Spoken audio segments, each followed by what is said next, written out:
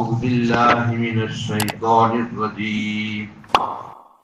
بسم الله الرحمن الرحيم.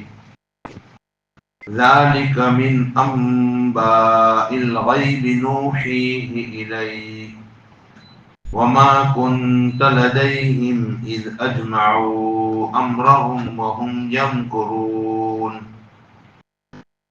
یہ قصہ جو ہے غیب کی خبر ہے جو ہم نے آپ کی طرف وحی کی.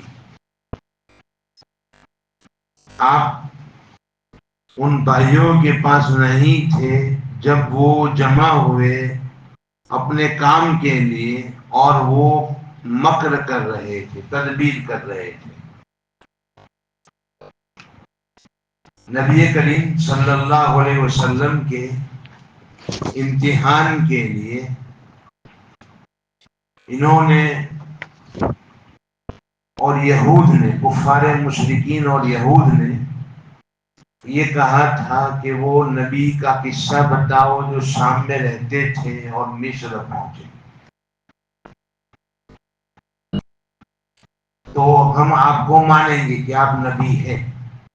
مطلب یہ امتحان کے لیے کہ آپ صلی اللہ علیہ وسلم کے زمانے میں ایسا کوئی قصہ مشہور نہیں تھا.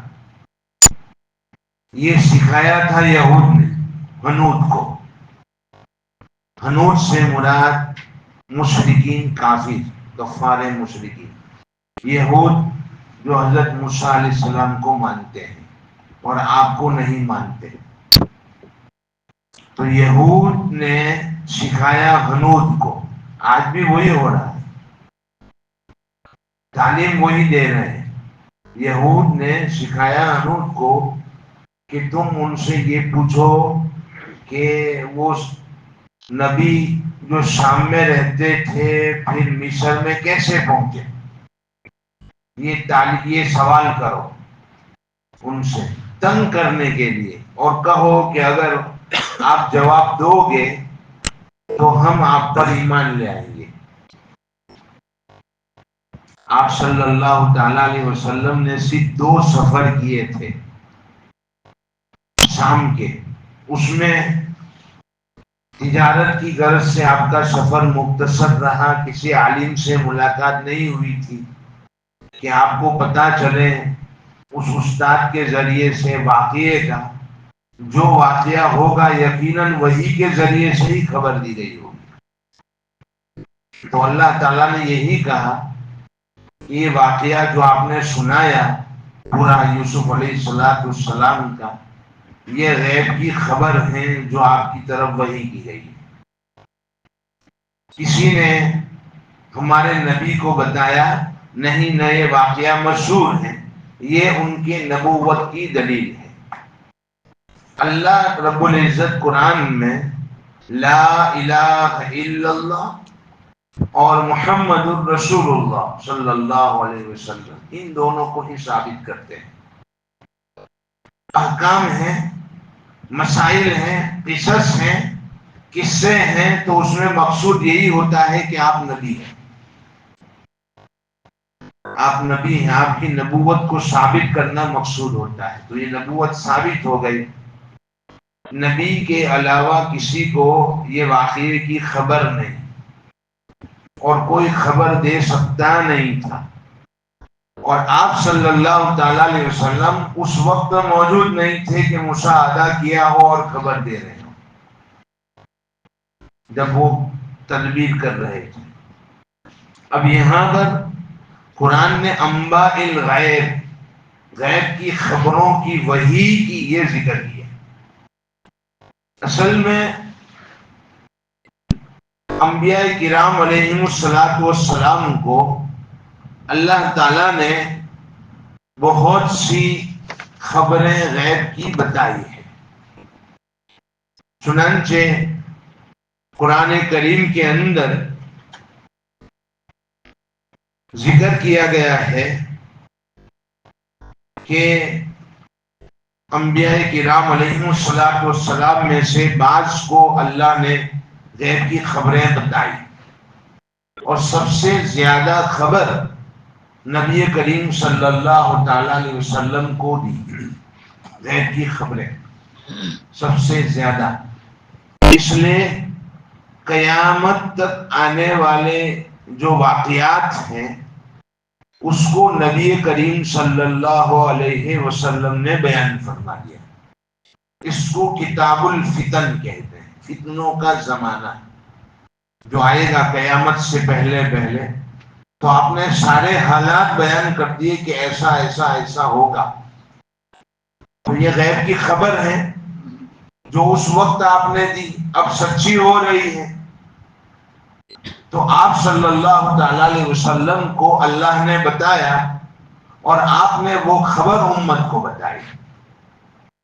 مثال کے طور پر ایک نشانی فتنوں کی نبی کریم صلی اللہ علیہ وسلم نے یہ دی کہ مکہ میں پہاڑوں سے زیادہ بلند عمارتیں بن جاویں اور نہروں جیسے راستے بن جاویں، نہر جیسے راستے بن جاویں. تو فتنوں کا انتظار کرنا. اب وہ زمانہ آ گیا، پہاڑوں سے بلند عمارتیں بن گئی، مکہ ٹاور، صفا ٹاور، معلوم نہیں کون سا ٹاور، پہاڑوں سے بلند عمارتیں بن گئی. پہاڑوں کو چیر کر اس میں عمارتیں بنائی گئی اور نہروں جیسے راستے بن گئے. ہم جا رہے ہوتے ہیں گاڑی میں، کار میں، تو ایسا محسوس ہوتا ہے کہ نہر کے اندر سے چل رہے ہیں، جیسے نہر ہوتی ہے. نہروں جیسے راستے بن گئے. آج سے 800 سال پہلے کے علماء اس حدیث کی تفسیر کرتے تھے تو ان کو سمجھ میں ہی نہیں آتا تھا کہ نہروں جیسے راستوں کا کیا مطلب، پہاڑوں سے بلند عمارت کا کیا مطلب. جھوپڑے میں رہنے والے ان کو پتا ہی نہیں کہ اس کا کیا مطلب ہے. اس لیے انہوں نے الگ الگ تفسیریں کی کہ شاید یہ ہوگا، لیکن اب کوئی تفسیر کی ضرورت نہیں، حقیقت ہے. سمجھ میں آ رہی ہے؟ تو یہ خبر آپ صلی اللہ تعالی علیہ وسلم نے دی تھی جو سچی ثابت ہوئی. یہ اللہ نے بتایا تھا. ہمارے یہاں ایک رہتے تھے، ہماری والدہ کہتی رہتی ہے کہ مجذوب رہتے تھے، جس کو لوگ پاگل کہتے تھے، جس کو لوگ پاگل کہتے تھے، مجذوب رہتے تھے. مجذوب یعنی اللہ کی محبت میں پاگل ہو گیا، اس کو کچھ ہوش نہ رہے. تو وہ بیچ میں کنواں تھا گاؤں میں. پہلے آپ نے بھی دیکھا ہوگا، شاید نہیں دیکھا، یہ چوک فریا جو ہے نا اس میں کنواں تھا. وہ کنواں نکال لیا گیا، اس کے اوپر وہ لٹک جاتے تھے اور یہ کہتے تھے کہ مجھے تو یہ بمبئی نظر آتا ہے، مجھے تو یہ جنگل بمبئی نظر آتا ہے. تو اللہ والوں کو اللہ دکھاتے ہیں، اب بمبئی جیسا بن گیا. اس زمانے میں تو کھیت تھے، تو وہ یہ کہتے تھے کہ یہ مجھے بمبئی نظر آتا ہے. تو ایسے نبی کریم صلی اللہ تعالی علیہ وسلم کو قیامت تک کی باتیں بتا دی گئی اور آپ نے گویا کہ اپنے سامنے ان چیزوں کو دیکھا اور بیان فرمایا کہ ایسا ایسا ہوگا. سمجھ میں آ رہی نا؟ اس کو ہم کہتے ہیں غیب کی خبر. اب جھگڑا ہو گیا کہ نبی کریم صلی اللہ تعالی علیہ وسلم غیب جانتے ہیں، علم غیب. وہ ہم یہ کہتے ہیں کہ آپ کو جو خبریں دی گئی اللہ کی طرف سے وہ غیب کی خبریں ہیں. غیب کا جاننے والا صرف اللہ رب العزت ہے. غیب کا جاننے والا صرف اللہ ہے. اللہ نے انبیاء کو خبریں دی تو آپ نے وہ خبریں امت کو بتائی، ورنہ غیب کی خبر ہوتی نبی کریم صلی اللہ تعالی علیہ وسلم کو تو تبوک میں آپ تشریف لے گئے اور بہت پریشانیاں ہوئی تبوک میں، اٹھنیاں بھی نہیں تھی، سواری نہیں تھی اور کھانا بھی نہیں تھا، ایک ایک کھجور کی گٹلی چوس کر گزارا کرنا پڑتا تھا۔ ایک ایک کھجور پہلے دیا گیا، وہ کھا لیا پورے دن کے لیے، پھر گٹلی رہ گئی تو گٹلی دی گئی۔ اتنی ساری پریشانیاں ہوئی اور وہاں گئے تو کوئی تھا ہی نہیں، وہ تو بھاگ گئے تھے۔ تو اگر غیب کی خبر ہوتی تو اتنے دور تک سفر آپ صلی اللہ تعالی علیہ وسلم کیوں کرتے؟ گھر پر ہی رہتے کہ بھائی وہ تو آنے والا ہے، نہیں بھاگ جانے والا ہے، اس لیے ہم کو جانے کی ضرورت نہیں ہے۔ لیکن اللہ کی مصلحت تھی کہ اس مرتبہ اپنے نبی کو بتایا نہیں اور مجاہدہ کروایا صحابہ کے پاس۔ ان کے نتیجے میں جب وہ لشکر صحابہ کا گزرا، جن جن راستوں سے گزرا، اللہ نے ان راستے والوں کو ہدایت دے دی۔ تو ایک مصلحت تھی، اللہ نے نہیں بتایا، سمجھ میں آئے؟ اور مصلحت ہو تو اللہ بتلا دیتے ہیں، نبی بتا دیتے ہیں آگے کی بات کیا ہونے والی ہے۔ میں نے وعدہ کیا تھا کہ مسجد میں عائشہ میں سناؤں گا، لیکن میں نے سنایا نہیں وہاں پر، تو آج بتلا دیتا ہوں۔ آپ صلی اللہ تعالی علیہ وسلم کے ساتھ حضرت سدائی سفر میں تھے، وہ آدھا واقعہ تو آپ نے سن لیا تھا۔ پھر دوسرے سفر میں حضرت سدائی ساتھ تھے اور آپ کی اٹھنی آگے نکل گئی، صحابہ کی اٹھنیاں پیچھے رہ گئی، آپ کی سواری آگے، حضرت سدائی بھی ساتھ ہیں۔ اذان کا وقت ہو گیا تو آپ صلی اللہ تعالی علیہ وسلم نے فرمایا حضرت سدائی سے کہ آپ اذان دو۔ انہوں نے اذان دی، آپ حاجت سے فارغ ہوئے اور تشریف لائے، اتنے میں صحابہ بھی آ گئے، پانی نہیں تھا، اب وضو کیسے کریں؟ صحابہ بھی موجود ہیں، سب کو وضو کرنا ہے، پانی موجود نہیں ہے۔ تو آپ نے پوچھا برتن ہے جس میں پانی ہو؟ کہا ہے برتن، اس میں پانی ہے۔ تو آپ صلی اللہ علیہ وسلم نے اپنا دست مبارک برتن میں رکھ دیا، آپ کی انگلیوں سے پانی بہہ رہا تھا، آپ کی انگلیاں مبارک سے پانی بہہ رہا تھا، پورے لشکر نے وضو کیا۔ یہ معجزہ تھا آپ صلی اللہ علیہ وسلم، یہ حضرت سدائی نے دیکھا۔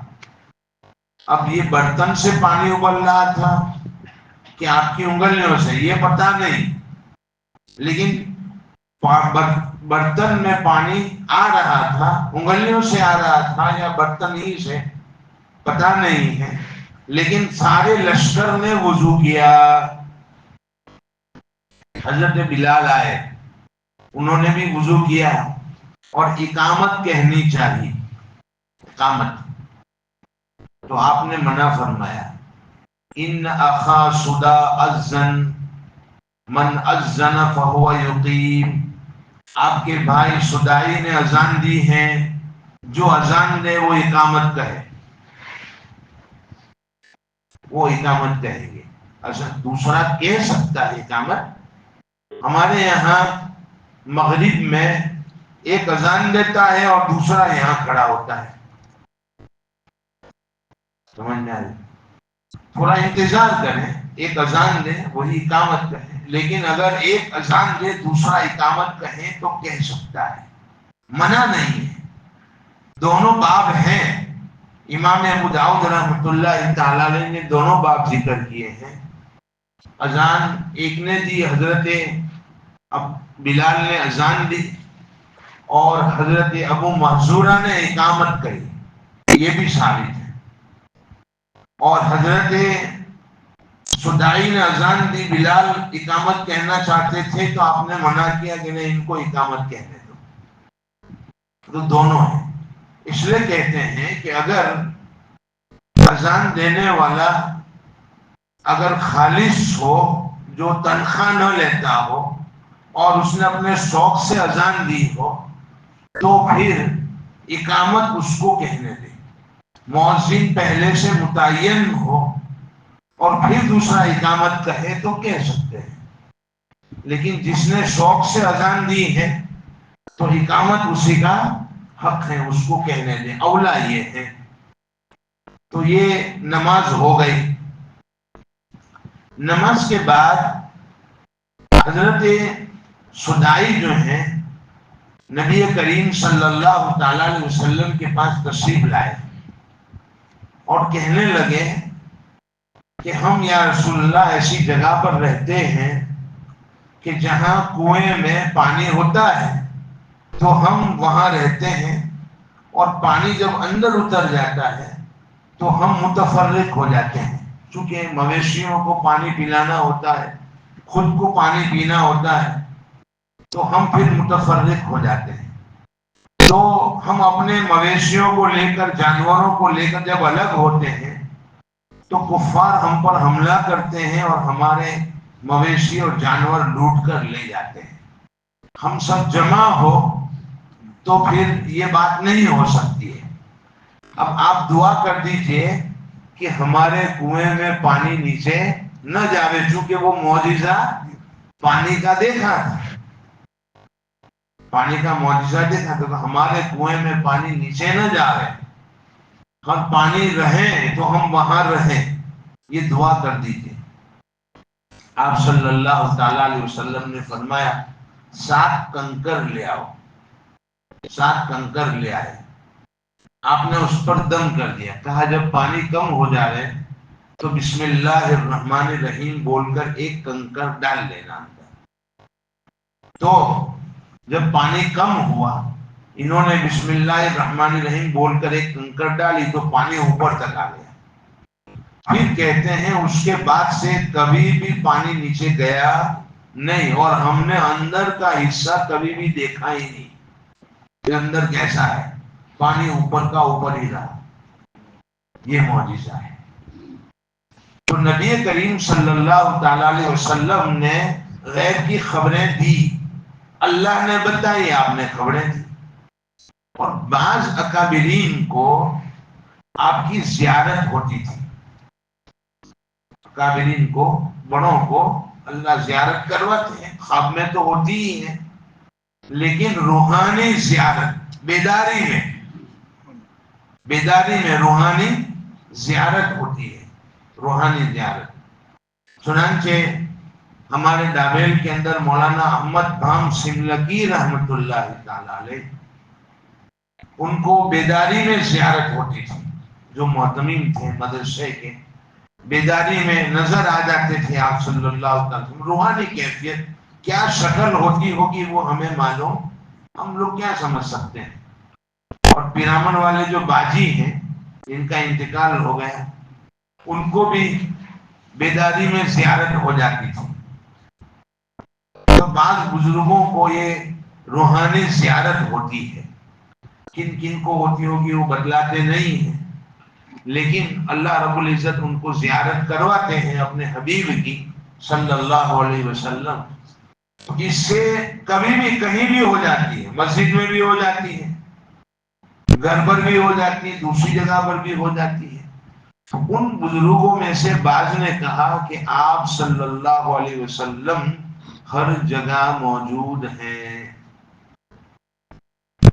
ان کو دھوکہ ہو گیا ایک روحانی زیارت سے.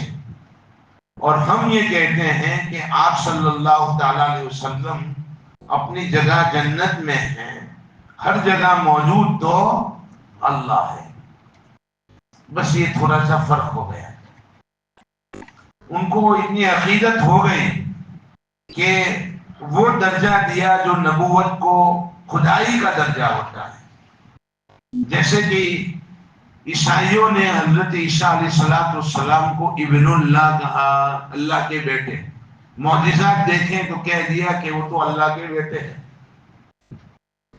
تو نبی کریم صلی اللہ تعالی علیہ وسلم کی یہ معجزات اور یہ چیزیں جب ان کو نظر آئی تو بات سے دھوکہ ہو گیا. باقی حقیقت یہ ہے کہ غیب کی خبریں اللہ کے نبی صلی اللہ تعالی علیہ وسلم نے دی، باقی علم غیب اللہ کو ہے۔ آگے کیا فرماتے ہیں اللہ تعالیٰ؟ وَمَا أَكْثَرُ النَّاسِ وَلَوْ حَرَصْتَ بِمُؤْمِنِينَ، اکثر لوگ ایمان نہیں لائیں گے اگرچہ آپ حریص ہیں۔ یعنی کیا مطلب؟